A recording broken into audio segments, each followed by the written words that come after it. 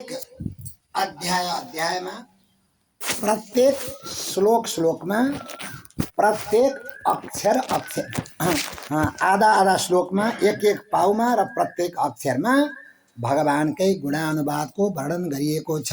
अत्रानुवर्ण्यते वीक्षणं विश्वात्मा भगवान हरि यस्य प्रसादजो ब्रह्मा रुद्र क्रोध समुद्भव।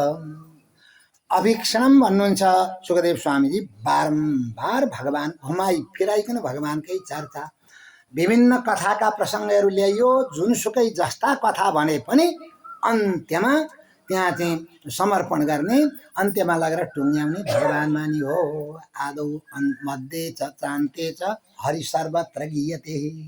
आदिमा मध्यमा अन्त्यमा भगवानकै मात्र चर्चा यहाँ भएको छ। जो भगवान विश्वात्मा भइबक्सिन्छ, सम्पूर्ण प्राणीको जो अन्तर्यामी आत्मा साक्षी भइबक्सिन्छ।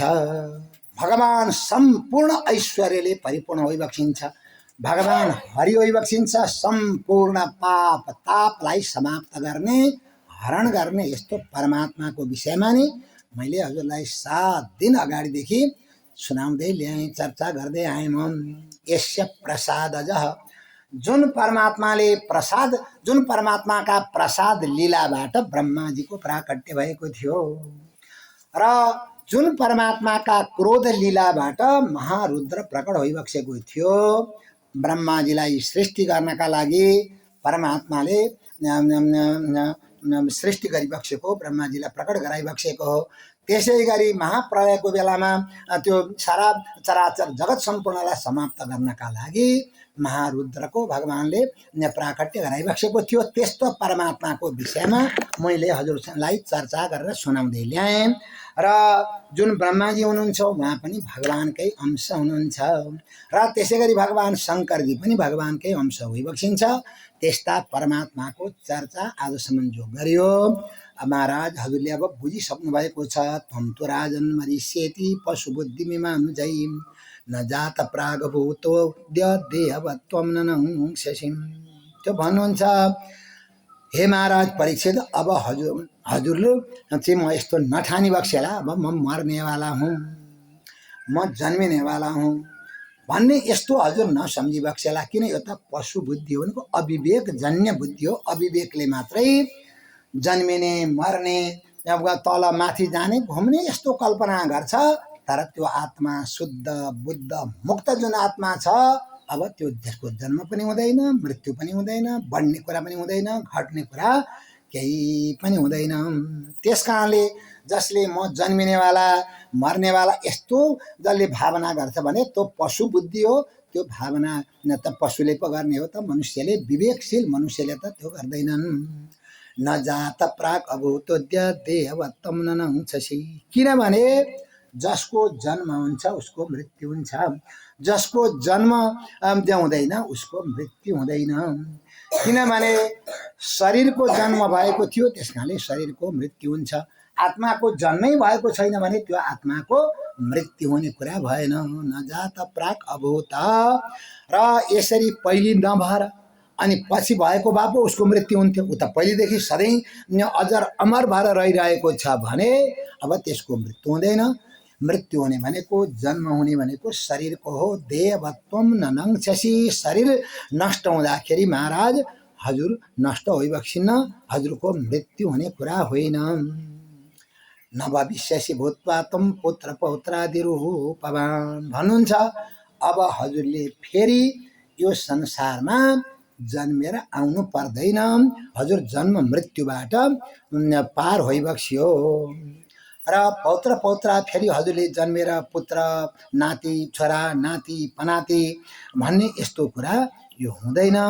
किनभने यो त हजुरको यो जन्म थियो, शरीरको जन्म थियो, त्यही शरीरका पुत्र भए, त्यसका नाति, यो चलिरहन्छ संसारको रूपमा। अज्ञान जहाँसम्म रहन्छ त्यहाँसम्म चलिरहन्छ। र भन्नुहुन्छ बिजाङ पुरवत देहादेर व्यतिरिक्तो यथा नल। जहाँसम्म अज्ञान रहन्छ त्यहाँसम्म जन्म मृत्यु चलि नै रहन्छ। दृष्टान्त दिनुहुन्छ बिजाङ पुरवत। जस्तो कुनै मकैहरू पाक्छन्, पाकेपछि हामीहरू त्यसलाई चाहिँ सुकाएर बेसरी सुकिसकेपछि फेरि राख्छौँ, अर्को वर्ष फेरि बिउ रोप्नुपर्छ भनेर त्यही रोप्छौँ। फेरि त्यही उम्रिन्छ, फेरि त्यही बढ्छ, घोगा लाग्छ, पाक्छ। यसरी जहाँसम्म त्यो मकै डढ्दैन त्यहाँसम्म त्यो यो चक्र, त्यो मकैको छोरा नाति पनाति अर्थात् त्यो सबै चक्र चलिरहन्छ। तर यदि हामीले मकै भुटेर अथवा उसिनेर छर्यौँ भने त्यहाँबाट उम्रिँदैन, समाप्त। त्यसै गरी यो वासना जहाँसम्म रहिरहन्छ, यो वासना रहन्जेलसम्म जन्म मृत्युको चक्कर चलिरहन्छ। छोरा नाति पनाति यो सम्पूर्ण यो परम्परा अखण्ड रूपमा चलिरहन्छ। जुन दिनमा यो वासना समाप्त भयो, यो वासना पुरै समाप्त भएर यो चित्त गएर परमात्मामा विलिन भयो, अब जन्म मृत्यु समाप्त भयो। हजुर त्यो स्थितिमा पुगिबक्सेको छ।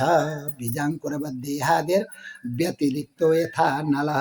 किनभने यही शरीरमा आत्माको निवास छ, तर यो शरीर दग्ध हुँदाखेरि आत्मा दग्ध हुँदैन, आत्मा डढ्ने कुरा भन्ने हुँदैन। किनभने देहादेर व्यतिरिक्तो यथा नलः। प्रत्येक काठभित्र आगो हुन्छ, त्यसैले हामीले आगो पार्दाखेरि, अग्निमन्थन गर्दाखेरि प्रत्येक काठबाट आगो निक्लिन्छ। तर वास्तवमा काठ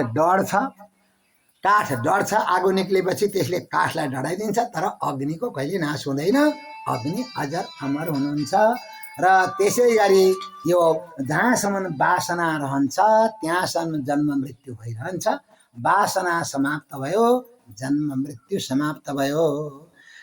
त्यस काले महाराज हजुरले अब म मर्नेवाला हुँ यस्तो कल्पना नगरी बक्सेला।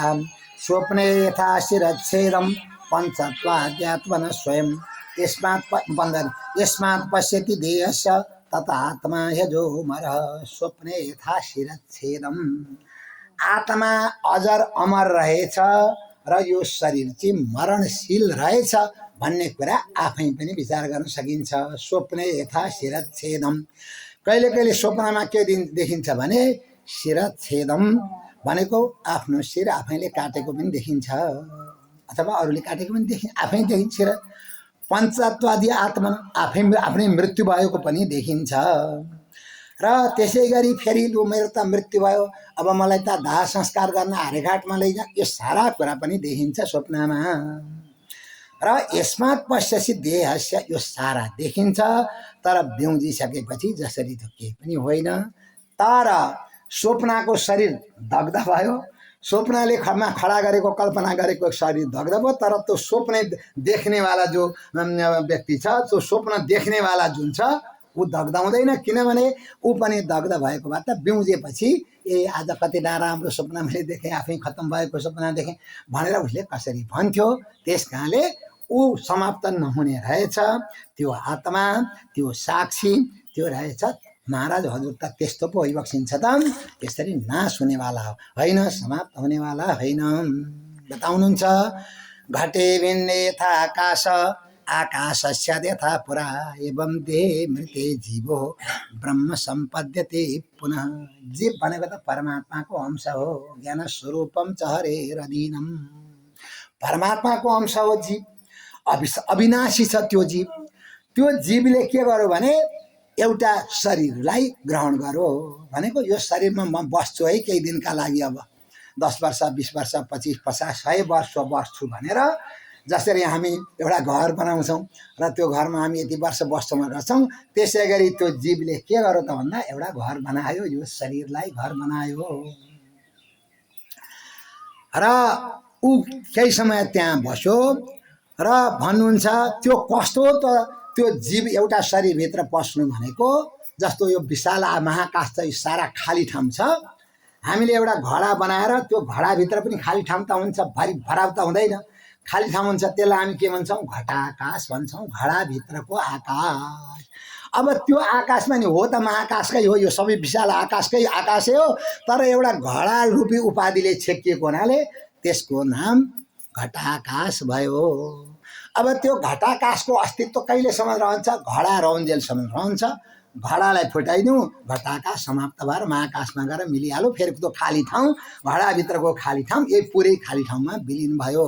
त्यसै गरी यो जीवत्व भाव जुन छ, म जीव हुँ जन्मने भने यो भाव जुन छ, यो भाव कतिखेरसम्म रहन्छ त भन्दाखेरि जहाँसम्म तत्त्व ज्ञान हुँदैन, जहाँसम्म ब्रह्मास्मिको अनुभूति हुँदैन, त्यहाँसम्म जीव भाव रहन्छ।